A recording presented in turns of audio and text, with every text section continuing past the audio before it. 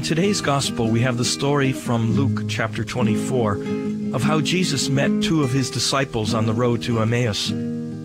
At first, as they walked and talked along the way, they didn't recognize him, but that changed when he did something. Do you remember what that was? Hello, I'm Father James Kubicki, and what's interesting about today's Gospel is that it's almost a description of the Mass.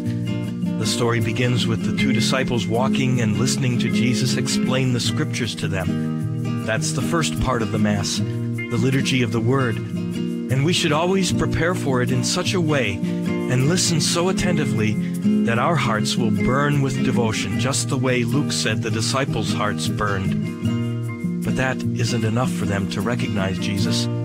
He is present in the Word, but he makes himself present in the Mass and to the disciples in another way. According to Luke, it wasn't until Jesus broke the bread that they recognized him. Breaking bread reminded them of the Last Supper. That's true for us as well. Jesus is present in the liturgy of the Word, but he makes himself present, body and blood, soul and divinity, in the second part of the Mass, the liturgy of the Eucharist. With hearts on fire, having heard his word spoken to us in the first part of the Mass, we are now ready to recognize him truly present on the altar.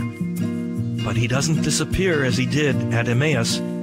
He gives us a joy that's greater than theirs. He gives us himself in Holy Communion. Father James Kubicki is the National Director of the Apostleship of Prayer. For prayer resources and to learn more about the Apostleship of Prayer, visit their website at apostleshipofprayer.org.